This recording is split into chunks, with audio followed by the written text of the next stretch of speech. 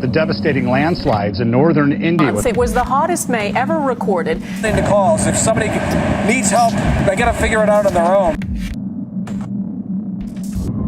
We are burning fossil fuels, which is heating up the planet. Some stories don't have two sides. Some stories are simply true. All of this with the global warming and that, a lot of it's a hoax. It's a hoax. I mean, it's a money-making industry, okay?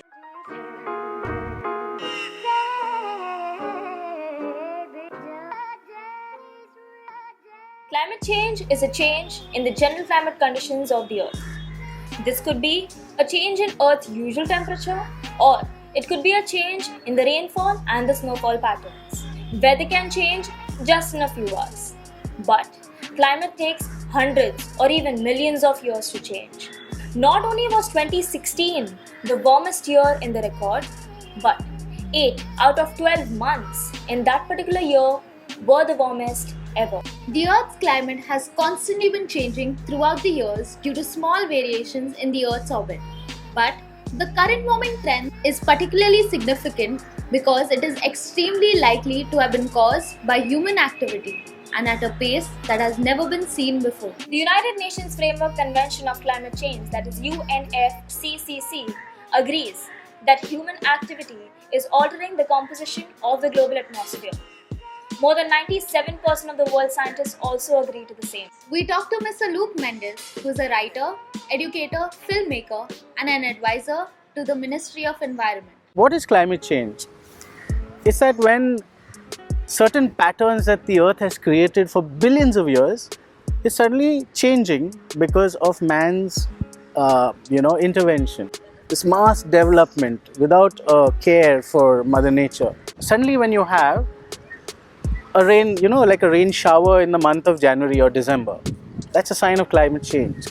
When you have the polar caps melting, and when you have this precipitation that happens, that is the evaporation and the rain, that's a cycle of water. That gets disrupted when you take away the tree cover, when you do rampant development. So that is real climate change.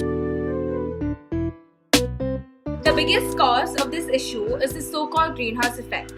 Certain gases in the atmosphere block the heat from escaping. Gases like carbon dioxide, methane, nitrous oxide, and water vapor.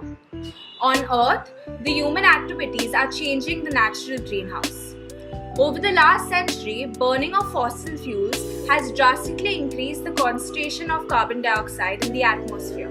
While these gases are naturally occurring in low quantities, the concentration of CO2 has been 300 parts per million from the beginning of the human civilization till the 19th century. Today, it is about 400 parts per million, a level which has never been reached before.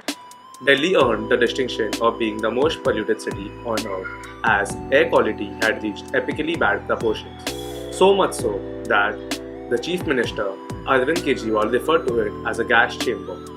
Most of Delhi's pollution is attributed to vehicular traffic. Delhi has 4 times the amount of vehicles Mumbai does. Mumbai isn't far behind though.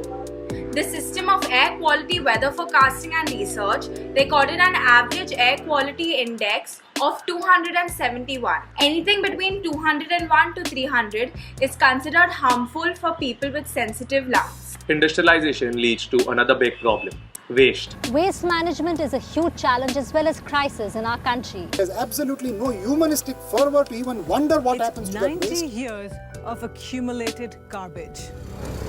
According to the Food and Agriculture Organization of the United Nations, the waste from animal industry and animal agriculture are responsible for 18% of greenhouse gas emissions. The main culprit in all of this is methane. Methane is 25 to 100 times more destructive than CO2 on a 20-year time frame. Development brings about progress. To live a comfortable life, we all need better infrastructures, more goods, and easier transportation. But at what cost? Now if you notice, there used to be mangroves over here. Mangroves. What are mangroves? Mangrove is it's an intertidal plant, a tree, that creates 50 times more oxygen than a regular tree. Now what the so-called administration, who are totally ignorant, what have they done? They've cut the mangroves to facilitate your buildings.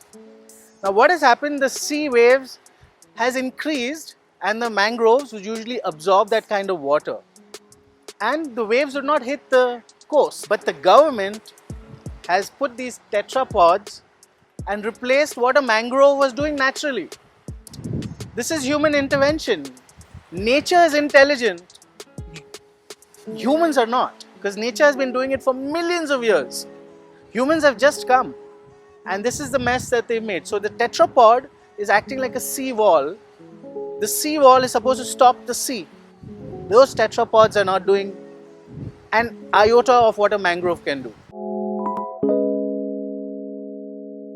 So basically, at this point, we're destroying the planet at a much faster rate than we can mend. As a result, our planet is warming at the fastest pace ever recorded. The planet's average surface temperature has risen by around 2 degrees Fahrenheit since the late 19th century, which is only around 1.1 degrees Celsius. Now this might not seem like much, but the Earth's temperature has risen by only 4 degrees Fahrenheit since the Ice Age. Scientists have high confidence that the global temperatures will continue to rise. The IPCC, that is the Intergovernmental Panel on Climate Change, along with 1,300 scientists, reports that the temperatures will rise up to 10 degrees Fahrenheit in the next century. This can lead to some pretty big problems, the biggest one of which is the melting of the polar ice.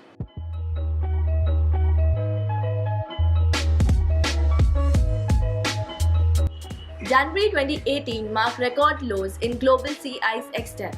The rate of decline in January was 47,700 square kilometers per year, or 3.3% per decade. This snow sheet reflects sunlight back into the atmosphere, maintaining the temperature at the poles. But as it decreases, less sunlight is reflected back, which in turn makes the waters warmer, which in turn leads to more ice melting. All of this is leading to the rise in the sea levels.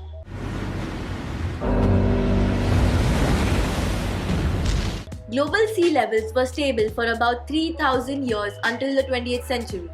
At the current rate, the world's ocean will be at least 60 centimeters higher by the end of the century, according to the research published by the National Academies of Sciences. Scientists say that even small changes in the sea levels can lead to bigger, more disastrous problems like flooding and erosion. Presently, about 40% of the world's population lives within 100 kilometers of the coast. Now, what this means is, most major cities in the world will be completely gone by the end of this century, including Mumbai. This warming also causes a lot of disruption in the marine ecosystem. One of the most visually dramatic effects of climate change can be seen in coral bleaching.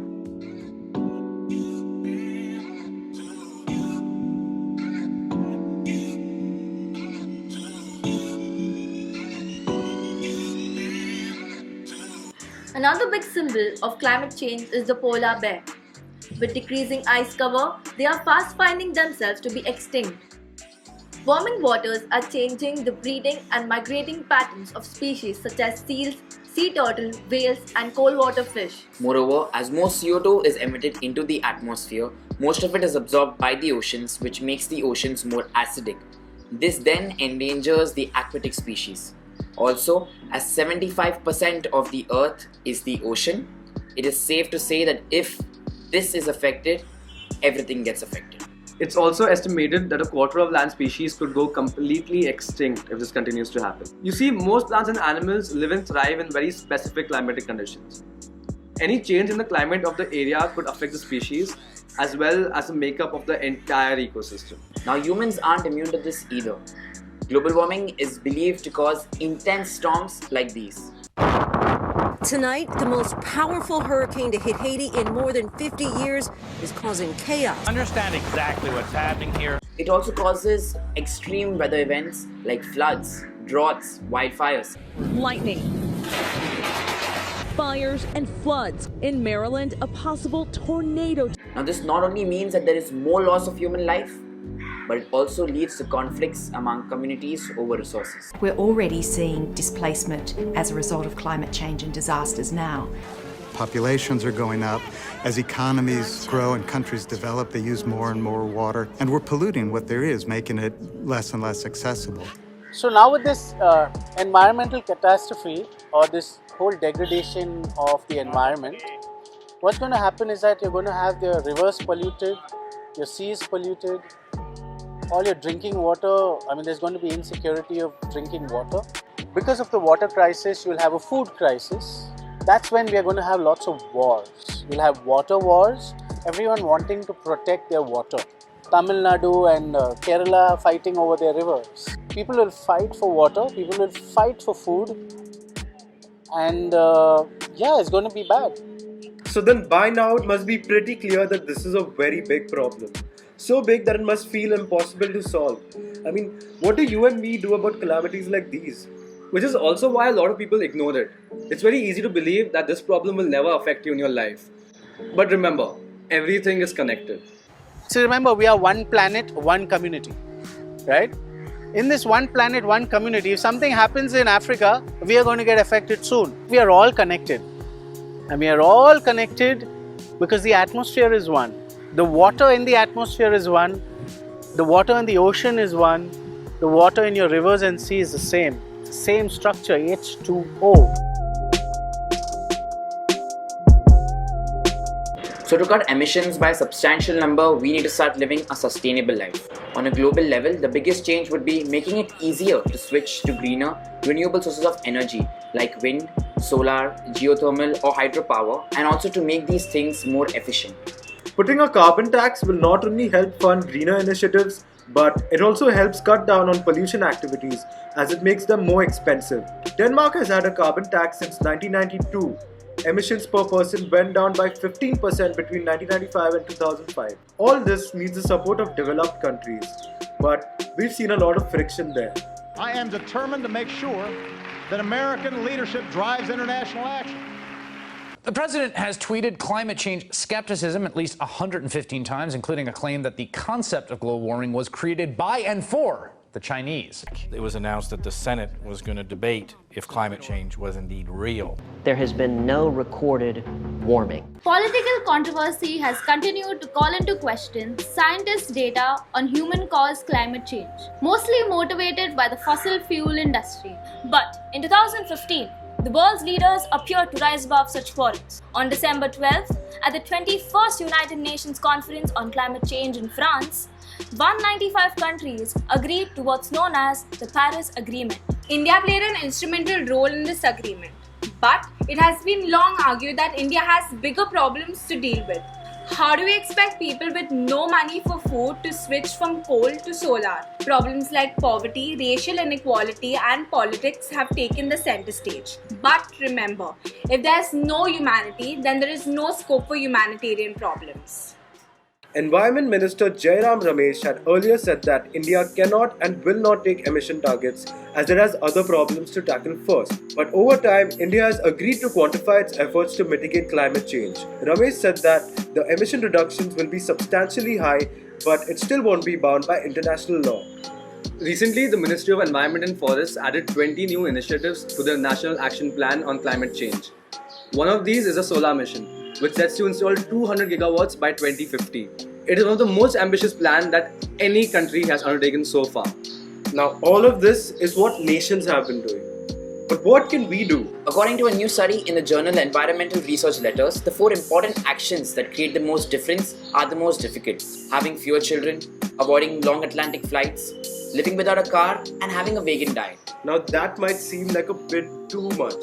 So here are some things that we can do to contribute towards a better tomorrow. The most important one is to get involved. Everyone should be invested in their own lives and how to preserve their own lives. So why aren't you saving yourself?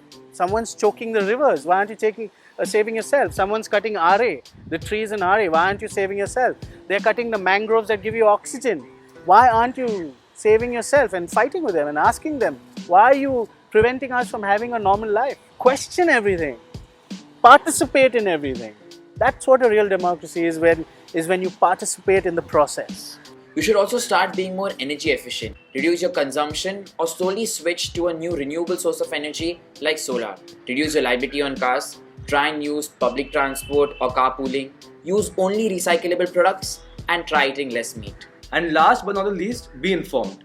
Read, learn, understand and educate someone else. Look, the blatant truth is at this rate, it's really difficult to reverse the damages that we've done. But we're the last generation that gets any chance to make a real difference. Till now, We've been part of the cause. Let's be part of the solution. Let's make a difference.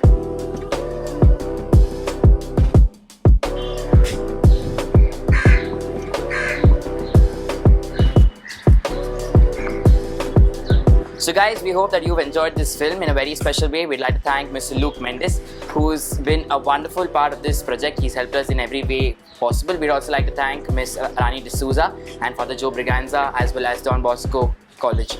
We'd also like to thank Nana for making this set possible, and Mary Lou Villa. So guys, you need to understand that making a project... Guys.